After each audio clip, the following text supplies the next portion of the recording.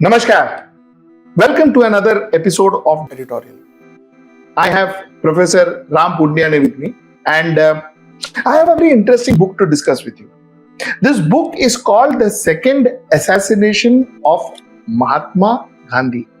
In fact, it's called Second Assassination of Gandhi. I found this book very, very interesting, and I've got a lot of questions to ask Dr. Punyani about it. So let's get right into the show. Talk to Dr. Ram Punyani, the author of Second Assassination of Gandhi. Let's get right into the show.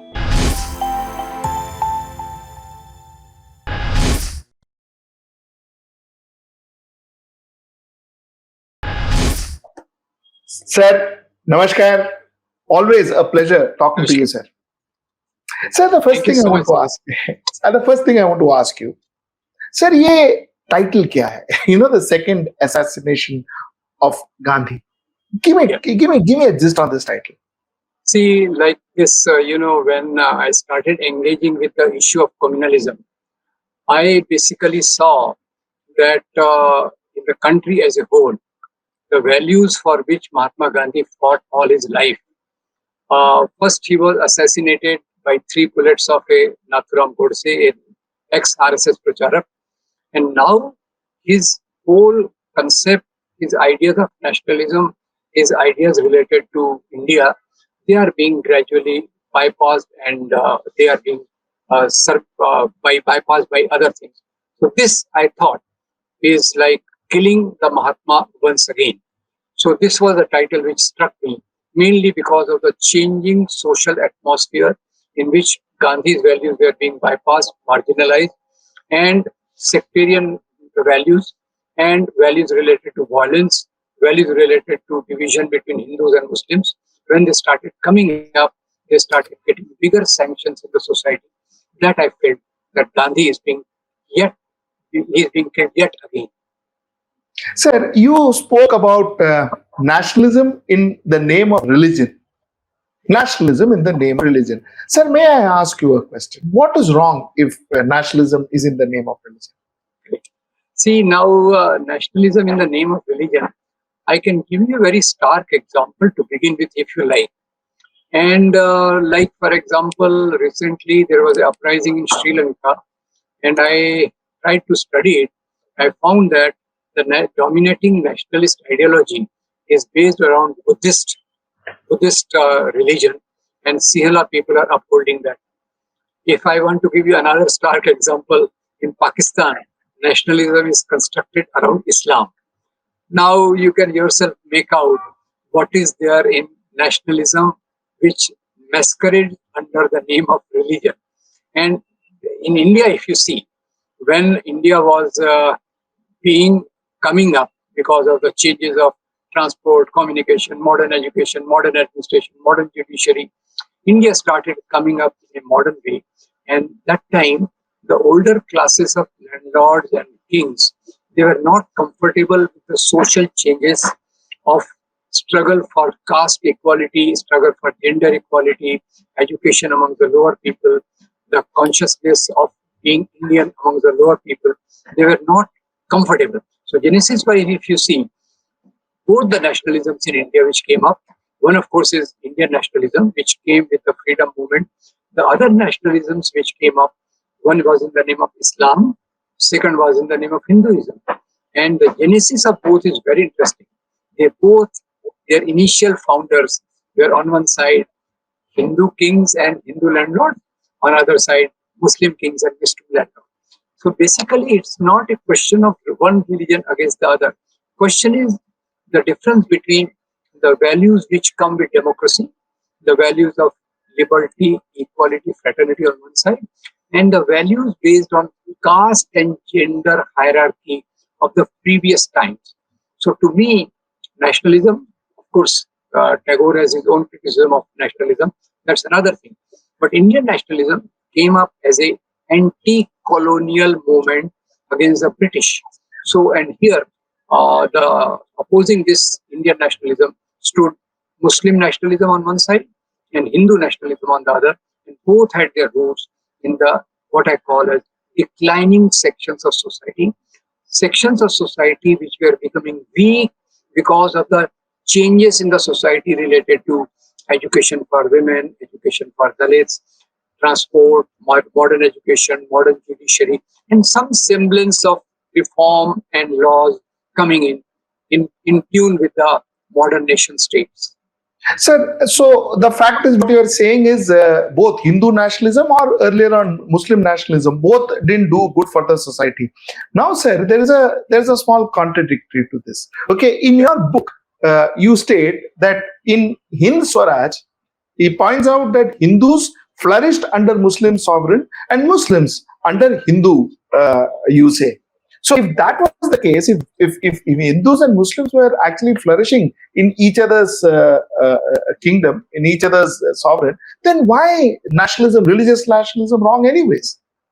Yeah, that's a very good point, Sujit. Now, see, first is that Gandhi here is talking of Indian history.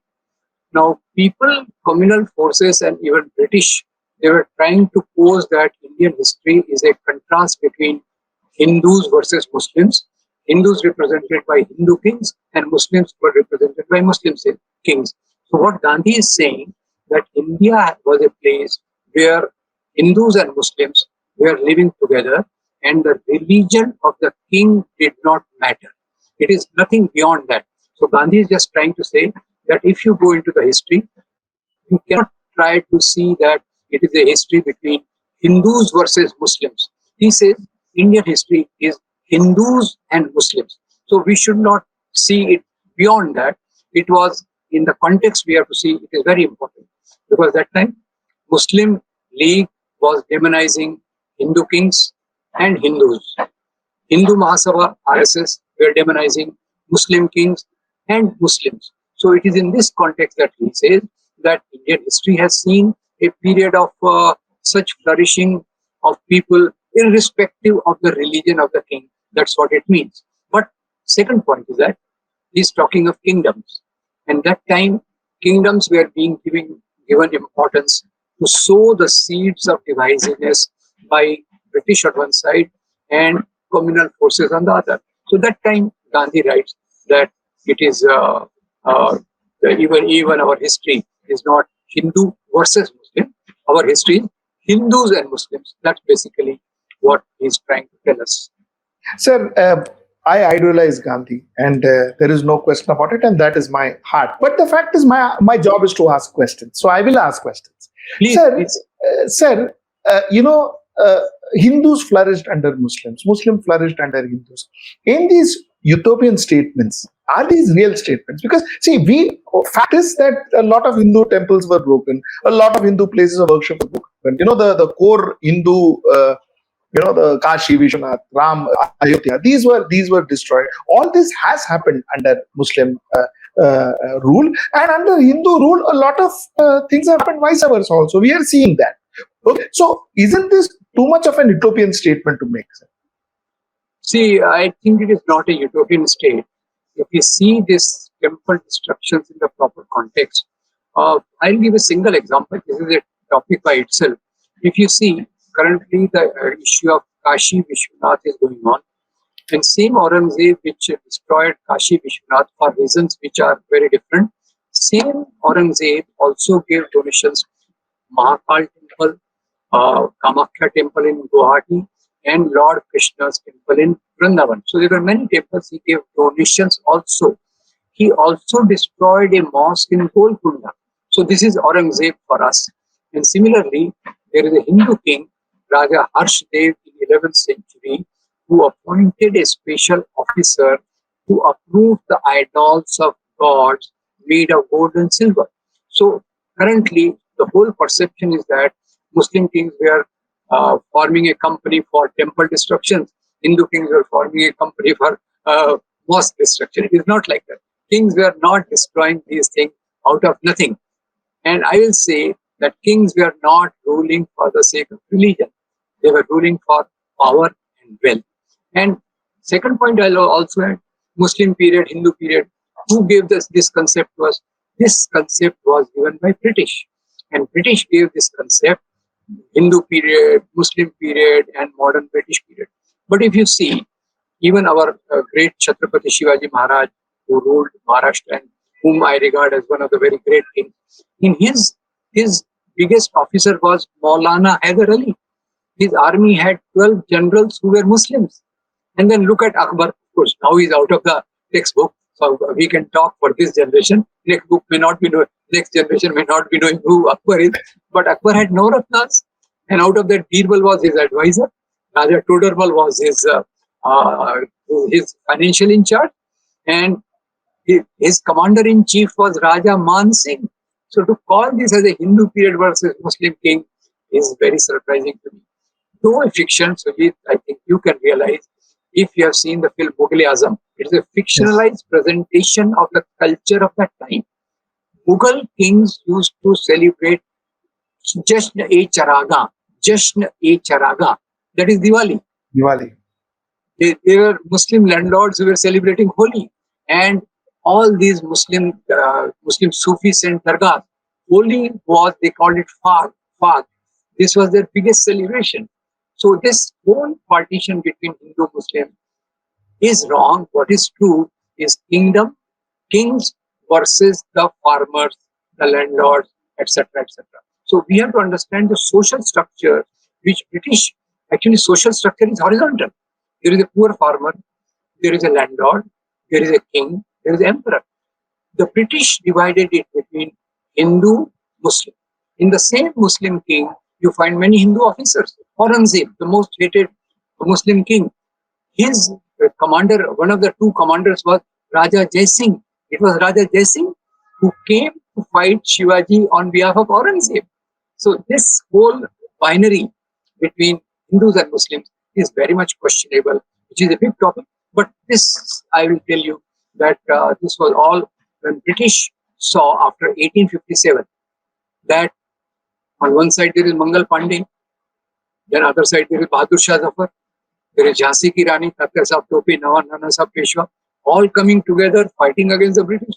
And all empires based themselves on the policy of divide and rule. And for divide and rule, the central point they saw was religion. While religion actually does not matter in the matters of power. And Churchill very wonderfully once said, "Na, how many battalions does the Pope command?" So that's where the summary. Correct. Sir, then I want to slightly drift away from this and ask you another very pertaining question. Sir, tell me, has anything changed? Aren't the politicians using religion too, like the kings were using religion? Has anything changed? Is any political party in this country or anywhere in the world, are they doing their politics for a religion? Can you tell me this, sir? See, this is a very important question. That in last actually 30 years, many world religions, many world leaders have started trying to cling to the clothes of religion. But there are some parties, some political formations, which make it their goal to make it as a Muslim nation or a Hindu nation or a Buddhist nation. Problem comes there. I do not say that those who are on the other side, they are totally away from it.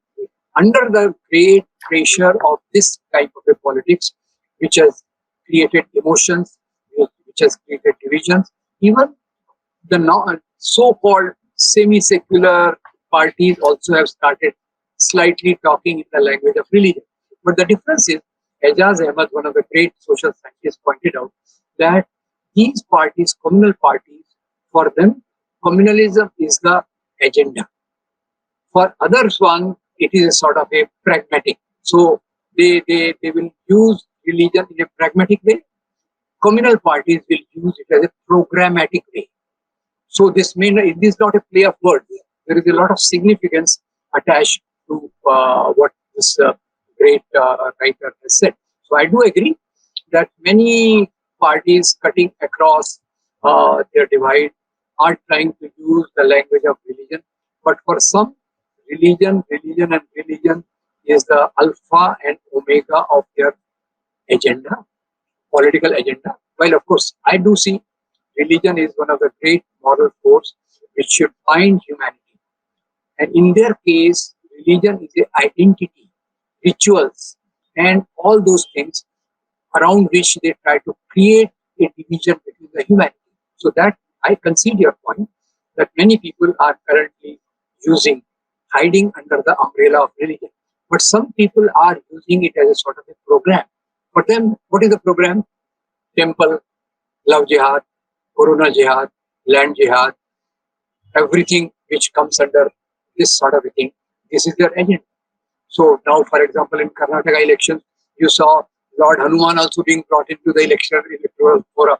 So this is sort of a pure, unadulterated, programmatic communal politics. While others may also feel, see, Baba, everybody is following that. Let's also try to go to the temple and let's also try to offer.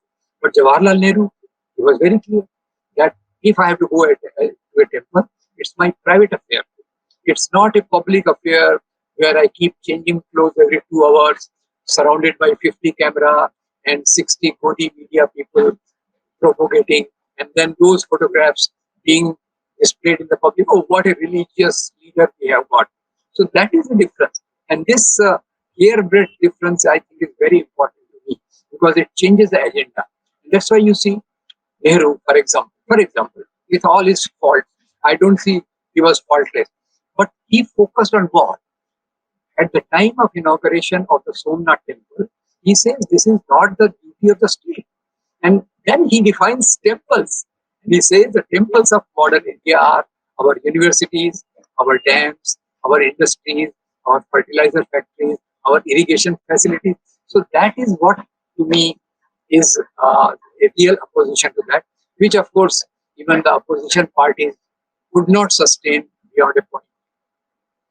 Sir, I want to ask you a question based on what you wrote, but the question is different. You said Golwalkar believed that the British should not be given any excuse to ban RSS. So that's, and you went on to say how on 29th April 1943 distributed circular and all of that. That's what you say. Sir, my question is slightly different. My question is, sir, why are we only, whenever we talk about history, why do we only talk about banning RSS? Why were there no talks about banning the Indian Muslim League or Muslim League then, that is Jinnah's party? Why were no talks about banning them? See, here actually Golwalkar, within RSS, there were many elements who wanted to participate in the freedom movement. In 1930 also, many elements in RSS wanted to join the civil disobedience movement. So that time Edgewar said that RSS as an organization will not participate in that. In 1942, Golwalkar also said the similar thing. By the way, I don't have records of that, what Muslim League did, but Muslim League also did not participate in the freedom movement. So this is for the sake of a symbolic thing that these organizations are on the right side of the rulers, which were the colonial powers. So Golwalkar at that time was very clear that they have nothing to do with the freedom movement, Quit India movement. So it was just a way of saying that keep aloof. This is our major goal is to fight against Muslims with the help of British. Same thing Jinnah was saying. Our major goal is to fight Hindus with the help of British. So this is sort of a reflection of that. So isn't, if you're talking about banning, since we spoke about Bangal ban in Karnataka, if you are talking about banning, wouldn't it be fair to ban anybody and everybody who talks religion in politics, who radicalizes people? Isn't that natural? See, in Karnataka, of course, I will partly agree with first. Actually, already Popular Front of India is already banned in Karnataka. And I think it was in that context that they said that all those organizations which spread hatred in the name of religion will be banned. So it is not that the Muslim organizations are spared. Actually, if you see earlier also in 1975, 1992, when RSS was banned, along with RSS, Jamaat-e-Islami was also banned at those times, whatever be the situation. So question is here not of Hindu organization. Question is any organization which spreads hatred in the name of religion, which is the most dangerous thing in the society, should not be permitted to operate in the democratic setup. Correct, sir. But then the question remains that because you are banning Bajrang Dal, you are banning PFI. PFI was banned earlier on by BJP. I agree. I am not disputing that, but more often than not, I am just giving you a case in point.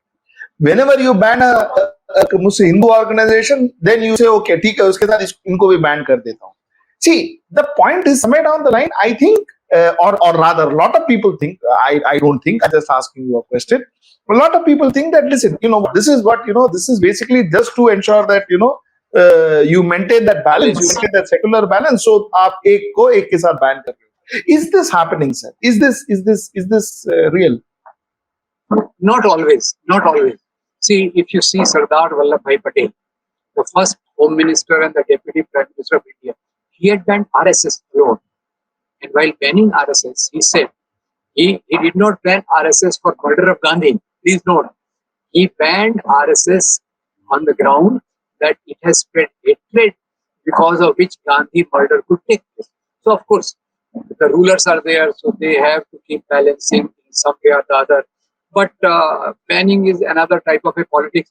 I personally believe that these organizations should be combated at ideological level, at political level. That is my personal feeling. But of course, banning, I will not believe beyond a particular point. That's my personal opinion. But what these Correct. rulers do, they have their own calculations and all that. So I'm not going to defend it too much. Banning politics, I'm not going to defend too much unless somebody is indulging in violence or violating the clauses of Indian Constitution. Like 151A says that those who spread hatred, that is a crime. So in those type of things, I will support that.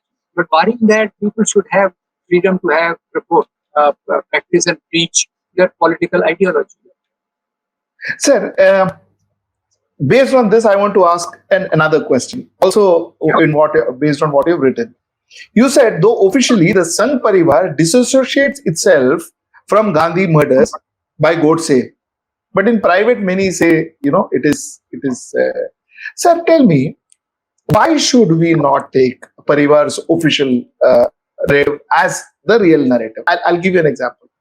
You see, Parivar says that we are disassociated. We are not associated with the Gandhi murder. We are not associated with Godse. The court couldn't prove. The court, who was with Congress at that point in time, the governing political party was Congress, and the police was under Congress, couldn't prove that Parivar was directly involved. RSS was directly involved. Parivar says we are not involved. Okay, even today, a lot of Parivar, lot of these speeches they give, some of them, I'm not talking about all of them, but some of them do say good things about Mahatma Gandhi. So tell me, sir, why shouldn't we just forget it and leave this alone, saying that ठीक है, अगर परिवार बोलता है नहीं है तो नहीं है. Why couldn't we do that? Yeah, I see you have a point, but let me tell you that Sadhvi Pragya Singh Thakur, who was elected as a BJP MP, she openly said that she openly praised Godse. And second thing also, Sujit, I want to point out to you that the second commission of inquiry, that was Jeevan Lal Kapoor, that Kapoor commission of inquiry came to the conclusion that it was the radical wing of Hindu Mahasabha led by Savarkar and Godse, which was involved in the crime.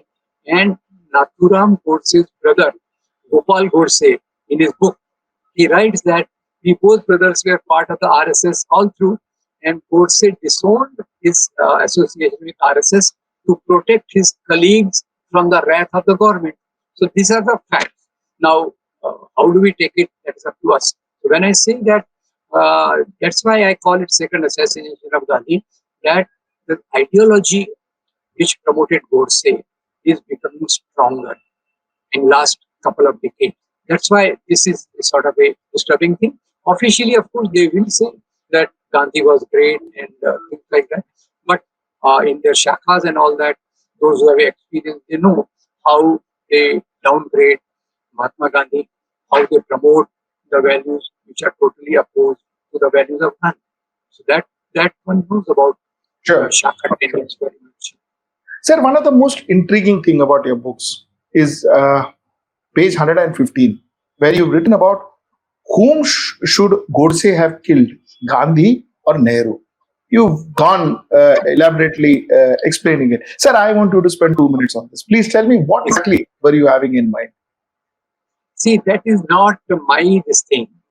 One of the BJP leaders from Kerala, he said that Godse did a mistake by killing Gandhi.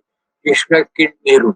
Because some in the BJP feel that Nehru was really more dangerous because he was firmly on the secular ground and he took a path which was totally opposed to the agenda of the Hindu nationalism. So that is this article which you are referring to is a statement by one of the Kerala BJP leaders. Of course, there are only few BJP leaders in Kerala. That is another thing. But he said that Godse chose the wrong target. Gandhi anyway was soft, etc., etc. So that is their assessment. That's why you will see that Nehru is being demonized by various mechanisms all through. Gandhi they can't because Gandhi has such a great international image. He cannot be demonized. But Nehru is a soft target that way. So in all our social media, WhatsApp University, Nehru's father was a Muslim. This was that, and that. Nehru was a sort of a flirting character. Everything comes up against Nehru because Nehru is the one who built the foundation of modern India and which took us to the path of this state where we could sustain the onslaught of communalism for so long. Sir, my last question to you. Yeah. And this is not really directly from the book. It's a gist of what you wrote, sir. Yes. Sir, according to you, is India or Indians, are we secular? See, this cannot be generalized. This cannot be generalized. But I do believe that even today, majority of Indians are secular. That is my firm belief. The only thing is, secular people are very scattered, and their articulation is not coming out in a unified manner. Whereas the communal people, they have a solid organization, solid muscle power, manpower, media power, social media power, because of which they look more intimidating. This is my personal understanding. Majority of Indian people still retain the traditions of Gandhi. They still retain the traditions of pluralism as represented by Bhakti traditions, Narayan Guru, Sufi tradition. I still believe that Indians at core, in majority, are secular, or at least respecting the religion of other people. Sir, I told you my last question, but I need to I have asked one more question to you. I've got 2 more minutes, so I need to ask one more question to you. Sir, has the definition of Gandhi changed from 1947 to 2023? Are we seeing him differently today? Now, see, Gandhi remains Gandhi. Nobody can change Gandhi's definition. Now, it is another thing that people who are in power, who are controlling the media and the social media, they may try to project a different image of Gandhi. But Gandhi, as he says, my life is my message. And the greatest thing about Gandhi is he lived what he taught. And I don't think Gandhi's definition will ever change in any times to come because he was really a marvelous human being who combined the most humane values in his practical life and who committed maximally for Hindu-Muslim unity. That's why I don't think Gandhi's definition can ever change. Sir, thank you so much. Thank you so much for your time, sir. And thank you so much for talking to me. And this is your book, The Second Assassination of Gandhi. That's what we were talking about. Thank you so much, sir. Thank you so much. Thank you, Sujit.